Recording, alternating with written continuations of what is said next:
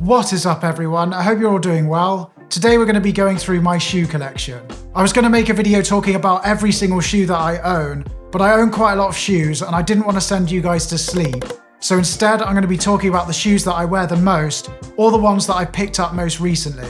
My shoe collection is growing all the time, and I must admit, I've got a bit of a problem. I've got a bit of an addiction when it comes to buying shoes. I just can't help myself. So my collection is changing all the time, so by the end of the year, my collection is probably going to look a lot different to how it looks now. There's nothing too flashy here, just clean and simple shoes that are easy to style, easy to wear, and go with pretty much anything. If you like anything in the video, then please give it a like, and also I'll be linking everything in the description down below. So if anything tickles your fancy, check it out down there. So now that's all out the way, let's get straight into the video and straight into the first shoe. If you've been here for a while, you know that I love my Converse Chuck 70s, so what better way to start the video than talking about the Chuck 70 high top.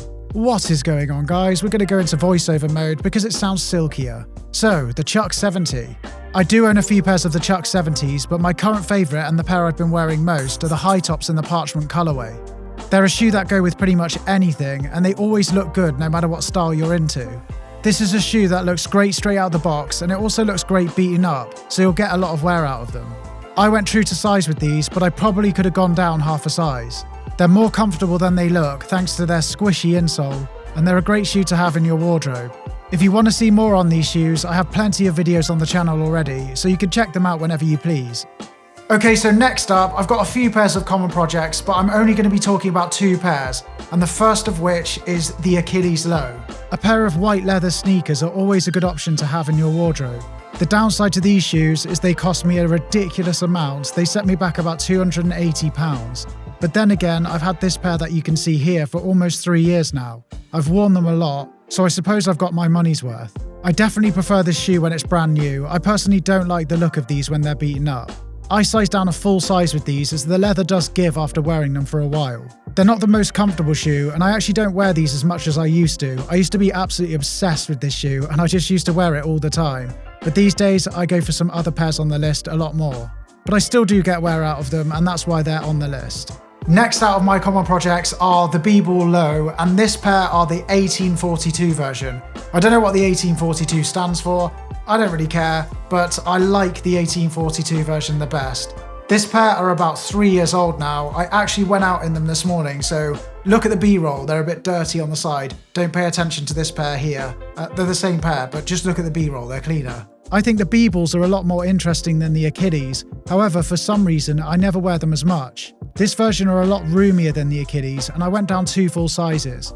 It felt so weird when I ordered them 2 sizes down, but they do fit me really well after breaking them in.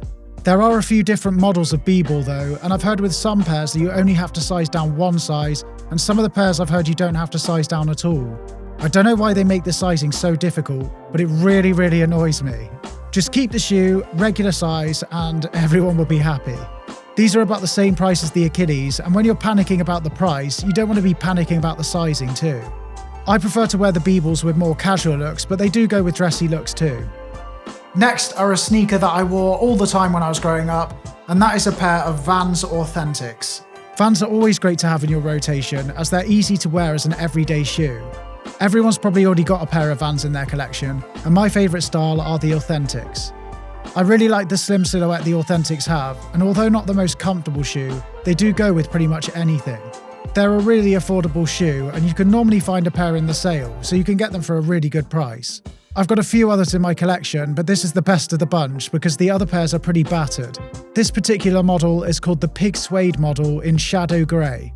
I go true to size with Vans. They're a bit roomier than some of the other shoes on this list, so if you have wider feet, this may be a good option for you.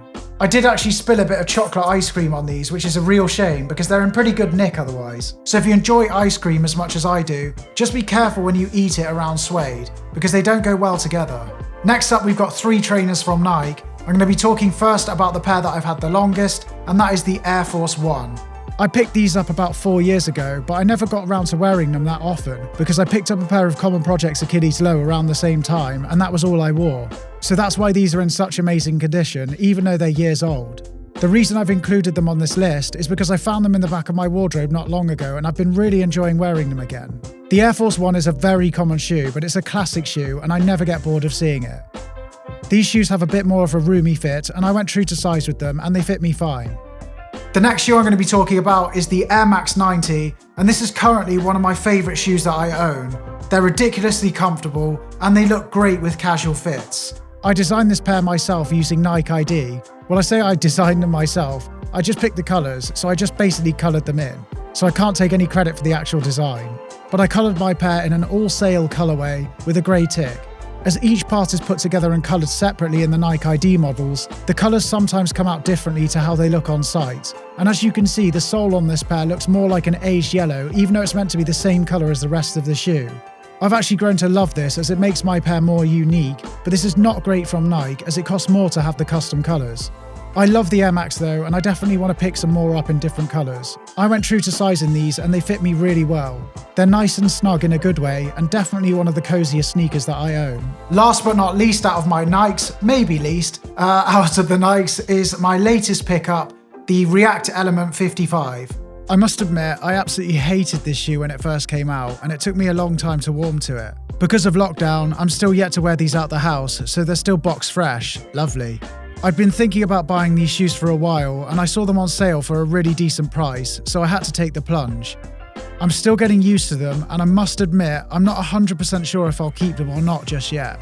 Don't get me wrong, I love the shoe, but I'm just not sure if it really fits my style. Apart from that, they're a really comfortable shoe and really light, so they do feel like you're walking on air. I went true to size with these, and they fit me perfectly.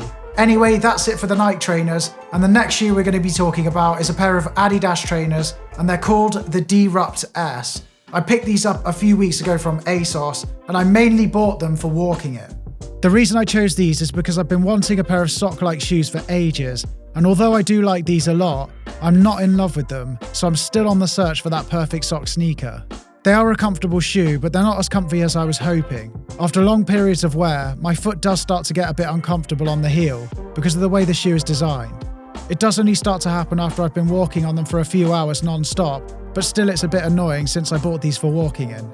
Although I bought this shoe more for practicality reasons, I still think they look great with a pair of crop trousers.